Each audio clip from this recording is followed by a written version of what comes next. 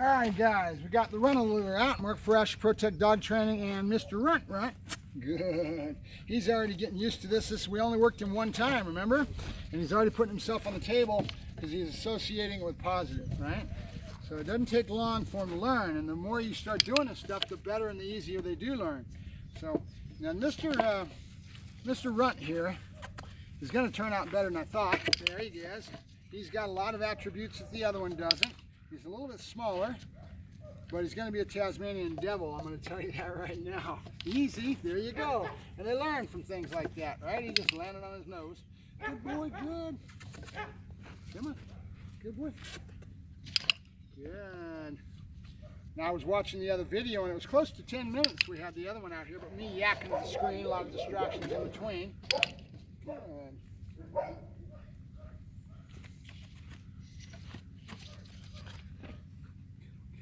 See if I can get him to give a running start and get him to succeed. Oh, there it is. There you go. Good. That's all it takes. Down is easier than up. Let's see if I can get him to do it. And he's not going to be able to do it when he's right on it. He's just too young right now. There he goes. Once he does it once or two or three times, he'll be off and running on every time. And I'll start asking him to do it instead of going halfway. I won't give it to him until he gets all the way, right? And it's just like learning. We learn the same way. When you start doing something and then it's hard, and all of a sudden you get to that plateau where you go, ding, I got it, and you're taking off on whatever the task is. And up. Yep. Sorry about that, buddy. Sorry about that, buddy. Good. So he can't split his brain. He can only do one track mind here. Good boy. We're gonna do one more, so I ended on a positive. We're gonna pull the table out of here. Come on. Hop, hop. So we had a negative where he fell on his nose, right? Hop, hop. Come on, let's go. Come on. We got to get him up on it one more time. Come on, baby. There it is. Good. A little bit of help from me. And then, yep, come on. Yay, good boy. And then success. So I let him jump and he actually landed in the right way. And I could do that a couple times, but I'm going to go ahead and drop it and go to something else. Right now, we'll come back to this another time. But it's all about dexterity. Eye and hand coordination is what I like to call it. The dog has to be able to negotiate all that. When they're babies, they're tripping over their left foot because they're young. They haven't figured this body out yet, right? So that's what a lot of this is.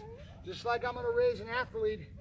If I was wanting to raise a kid and get him into the Olympics, I'd be doing all kinds of things to develop that young body towards developing into that Olympic athlete, right? Well, we think of the same thing. Right here at this age, we're just asking things that require a little bit of that, and they have to put together the eye and hand coordination. We're associating that quick. You gotta go potties? He says, I gotta go potty, Dad. I gotta go potty. Yay! Good. That reward was more for following the hand than it was the other. Good boy, good. Yeah. Bring that one up. And I robbed them of breakfast this morning. Usually they get a nice big breakfast and they would have been so fat and roly-poly they wouldn't have been as receptive to the food. So keep in mind, we manipulate all kinds of things to create drive. We rob them of food to get them a little bit more hungry, to get them into the food. Let's say if I'm working a dog and I want a little bit more elasticity or a little bit more, I don't want to use the word aggression, but just a little bit more want, right? That want coming after it, being more wanting for the reward, we'll rob them of food the night before. I'll come out and work with the hot dogs the next day. They're pretty much hungry because they didn't get fed and then they got robbed of a meal. And then that's an 8-hour stretch, 12 hours, 8. And they should be hungry the next day, right? So we play all kinds of games like that, manipulation, management tools that we manage the animal to get them more into the food, into the toys, into all kinds of things to build drive. Well, these guys, we don't need much of that.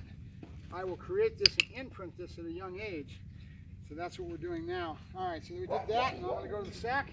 So you notice I picked 2 or 3 things to work on, powers of 2s and 3s. It all breaks down in a lot of little multitude of ways. And he's off and running. He's out of picture. Come here. Yeah, yeah, yeah.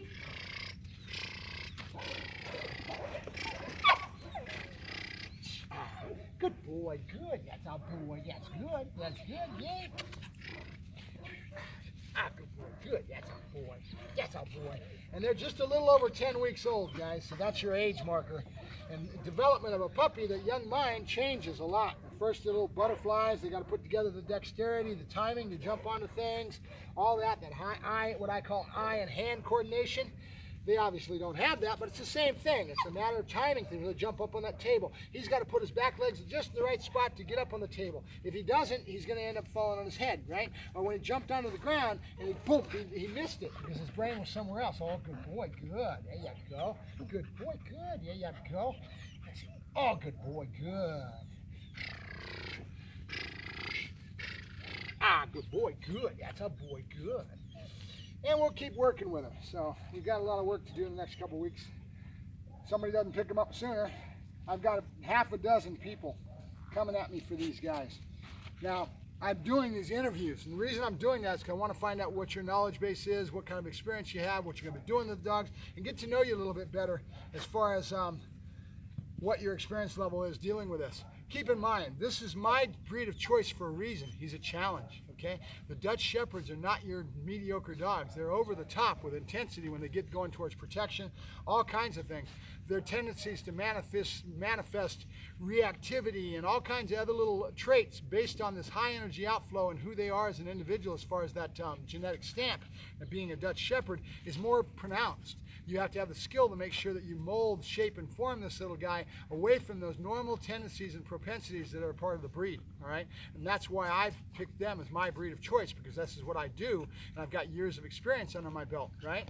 Those that come to me that don't, and they think they just want a pet, most of the time, I'll be honest with you guys, it's a matter of your concept, your perceptions, what you perceive by watching all these videos on YouTube and seeing TV, and you think you know what you're getting into. And I'm telling you right now, you don't have a clue, right? You need to understand and learn and grow with this animal. And that's what I've done. The people that have come to me, they either have a trainer involved, they've got some experience with horses. I've got one lady that had a lot of experience with horses and animals, and she has a trainer as well. Another guy that I sold the dog to came from a referral from a very good trainer that I respect a lot. That gentleman's in this area here. He's going to have that trainer helping him out, or he'd be able to come to me. But I rely on the fact that the referral came from a very good working dog trainer that knows his stuff. That's going to give this gentleman the help that he needs, and I hope he takes advantage of that, because if you come into a dog like this and you think you're going to have no problems, that's not true. You're going to have to mold, shape it, and form it, because if you don't, it's like a Tasmanian devil. They get away from you, right? The reactivity, other little problems that you're going to have if you don't know what you're doing, right?